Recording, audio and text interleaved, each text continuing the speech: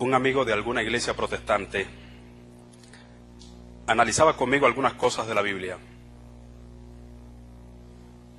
Y es interesante algunas cosas que él decía.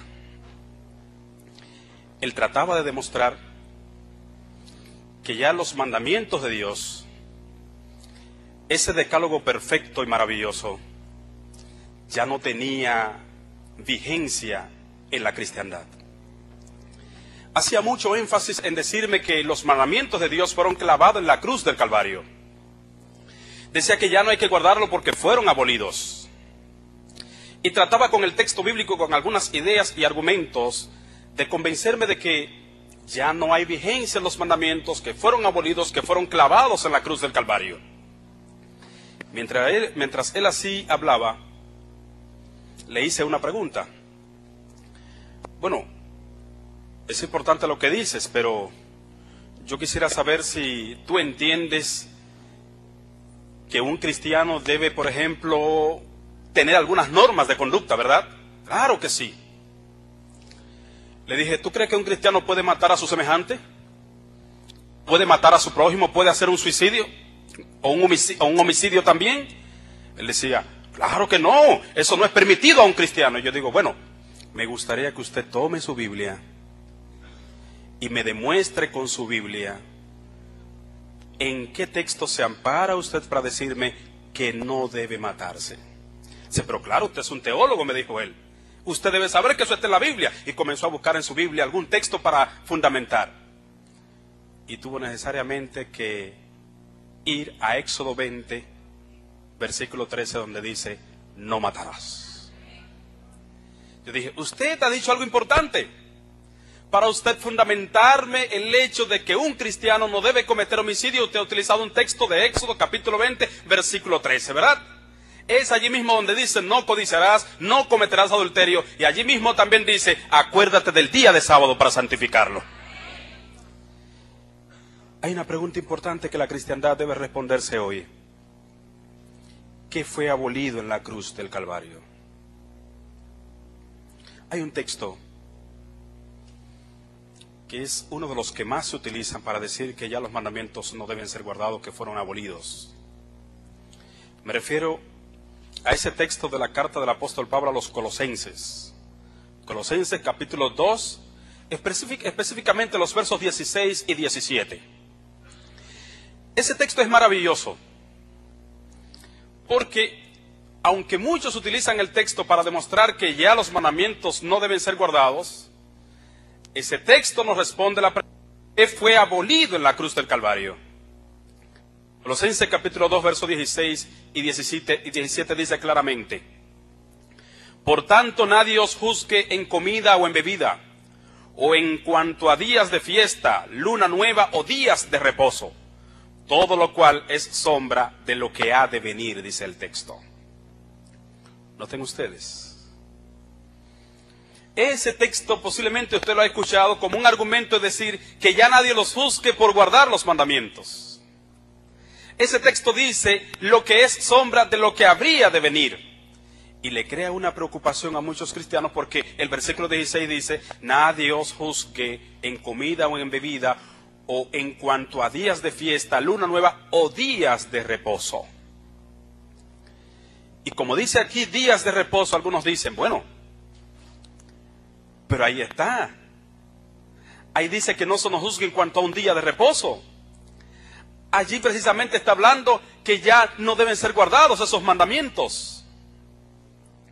Es importante que entendamos que la carta del apóstol Pablo a los Colosenses está hablando precisamente, cuando dice en el versículo 17, todo lo cual es sombra de lo que ha de venir, está diciendo claramente que todo mandamiento de ceremonia, de ritos, y que es una representación de lo que Cristo haría por nosotros en la cruz del Calvario, entonces morirían en la cruz del Calvario.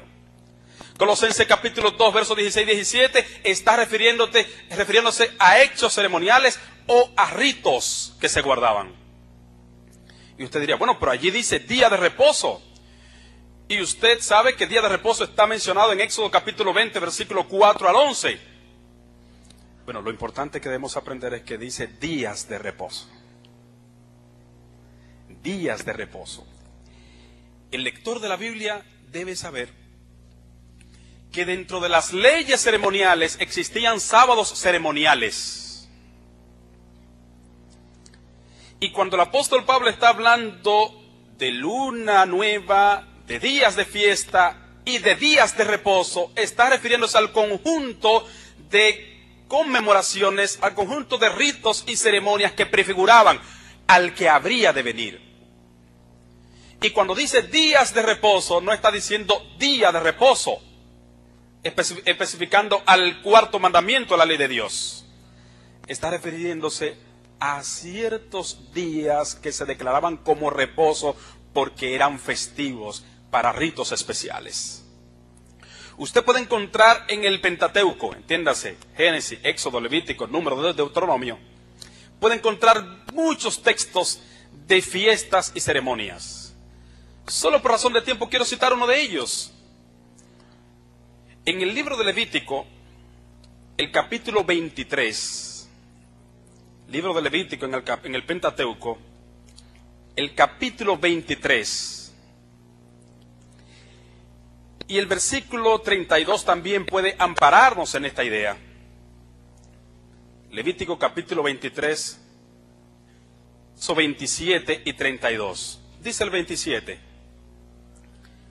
Y los 10 días de este mes, o a los 10 días de este mes séptimo, será el día de expiación. Oiga bien, a los 10 días de este mes, del mes séptimo, será el día de expiación.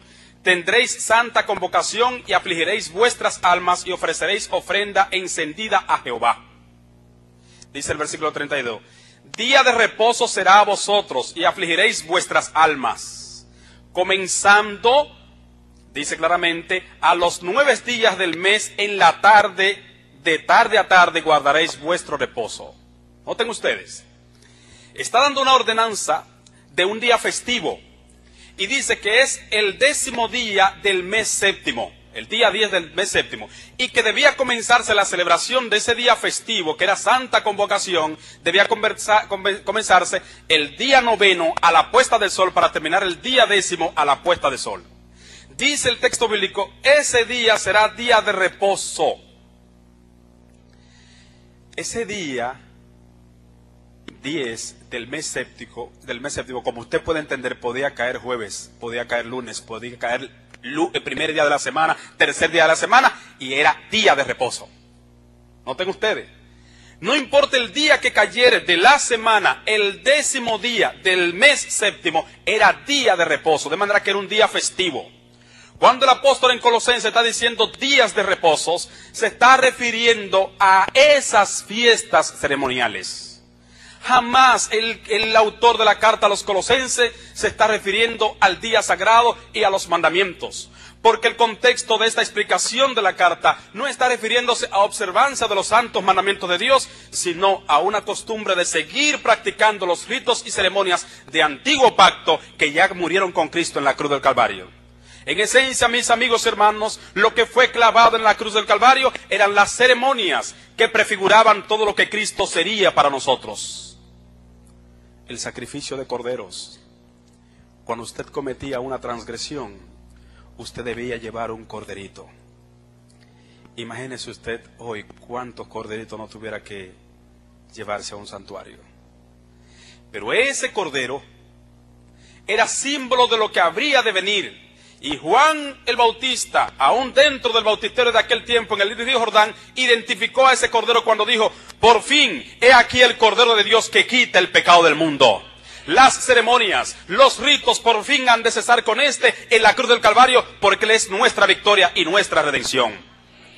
Lo que fue clavado en la cruz del Calvario, lo que fue terminado en la cruz del Calvario, debe entenderse. Son aquellos ritos y ceremonias que prefiguraban lo que habría de venir.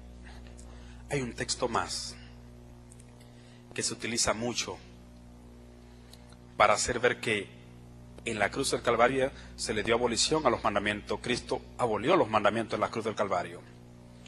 Y es el texto que aparece en la carta a los Romanos, el capítulo 10.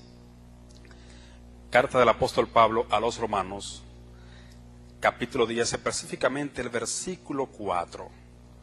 Noten ustedes que ese versículo 4 de Romanos capítulo 10 tiene una expresión que ha dejado desconcertado a mucha gente cuando quiere hacer una diferencia entre qué fue abolido en la cruz del Calvario. Romanos capítulo 10, versículo 4 dice: porque el fin de la ley es Cristo para justicia a todo aquel que cree. Y yo digo en amén bien fuerte, porque ese texto no está diciendo que Cristo es la terminación de la ley. Ese texto dice que Cristo es el fin de la ley, pero no la terminación de la ley.